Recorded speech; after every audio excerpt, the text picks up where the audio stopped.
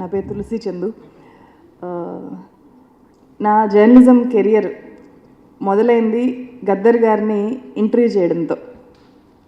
అప్పుడు నాకు 19 ఏళ్ళు. ఆదిలాబాద్ జిల్లాలో ఆయన ఒక సాంస్కృతిక కార్యక్రమానికి వచ్చారు. ఆయన గజ్జెగట్టి పాడుతూ ఉంటే నా కళ్ళల్లో ఫస్ట్ టైం చూశాను. మాది రాయలసీమ.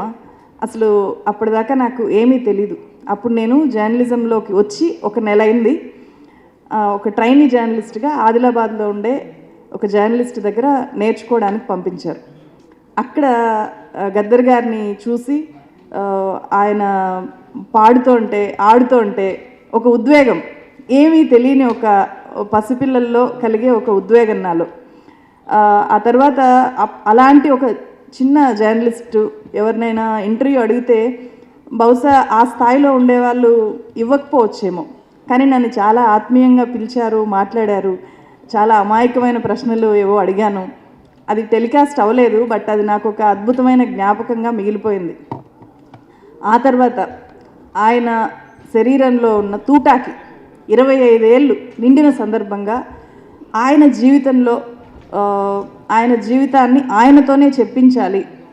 ఎవరు గద్దర్ మీద రకరకాల విమర్శలు వచ్చాయి. అంటే గోడ దెబ్బ చెంపదెబ్బ అంటారు కదా, ఇటువైపు వాళ్ళు ఆయన ఏ భావజాలాన్ని అయితే నమ్మారో, ఏ భావజాలం కోసం అయితే నిలబడ్డారో వాళ్ళు విమర్శించారు, వాళ్ళు తిట్టిపోశారు, వాళ్ళు ట్రోల్ చేశారు, లిటరల్గా ట్రోల్ చేశారు. ఆ తర్వాత ఆయన ఎవరి మీద అయితే పోరాడారో వాళ్ళు చీల్చి చెండాడుతూ వచ్చారు. అలాంటి సందర్భంలో గద్దరు భక్తి మార్గం పట్టాడు అని చెప్పి రంగనాయకమ్మ లాంటి వాళ్ళు కూడా విమర్శలు చేశారు. సో వీటన్నిటినీ ఆయనతో మాట్లాడాలి అని చెప్పి నేను ఒక ఇంటర్వ్యూ చేశాను. దాంట్లో విమల గారిని కలిపి ఇంటర్వ్యూ చేశాను. అది నా మొత్తం జర్నలిజం కెరియర్లో నేను చెప్పుకోదగ్గ గొప్ప అవార్డు. అంటే నేను గద్దర్ని కలిసిన ఈ 2 సందర్భాలు నా చేతిని గద్దర్ ముద్దాడాడు.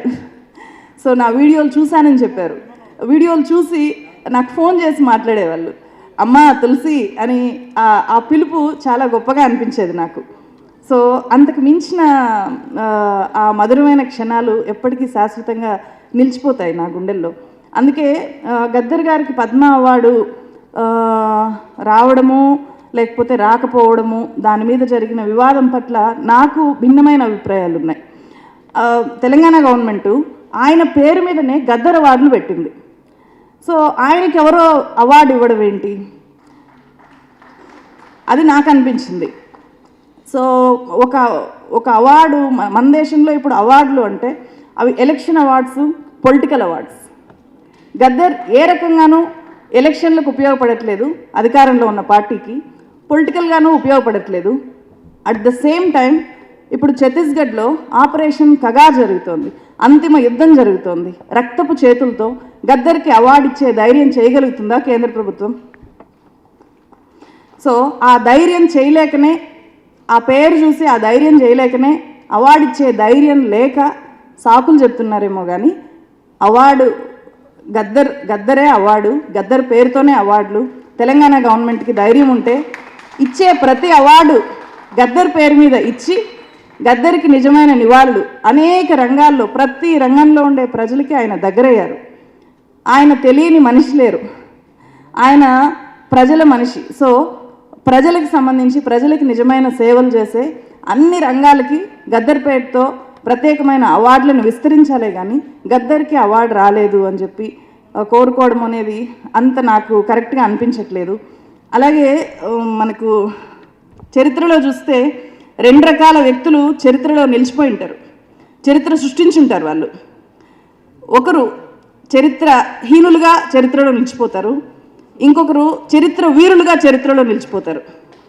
సో మన దేశంలో చరిత్రహీనులు ఉన్నారు, చరిత్ర వీరులైన వాళ్ళు నిజ జీవితంలో అంటే వాళ్ళు బతికున్నప్పుడు చాలా కష్టాలు పడి ఉంటారు, సొంత ఫ్యామిలీని చూసుకోలేరు, అందరూ వాళ్ళని విమర్శిస్తూ ఉంటారు, తూటాలు పేలుతాయి, తూటాలని మోస్తూ ఉంటారు. ఇంకొక వైపు విద్వేషాలని రగిలించేవాళ్ళు, జనాన్ని చీల్చేవాళ్ళు, చీల్చడం ద్వారా అధికారం మాత్రమే పరమావధి అనుకునే వాళ్ళు ఉంటారు. వాళ్ళని వర్తమాన చరిత్ర హీరోలుగా చూస్తూ ఉండొచ్చు, కానీ నిజమైన చరిత్ర మాత్రం ఖచ్చితంగా డిఫైన్ చేస్తుంది హిట్లర్ని ఎలా డిఫైన్ చేసిందో మన దేశంలో కూడా అలాంటి చరిత్ర ఖచ్చితంగా నమోదవుతుంది. ఎవరు చరిత్ర వీరులు, ఎవరు చరిత్రహీనులు అనేది ప్రజలు నిర్ణయిస్తారు. అలాంటి చరిత్ర వీరుడిగా గద్దర్ గారు ఎప్పుడూ నిలిచిపోతారు. జోహార్ గద్దరన్న. Thank you.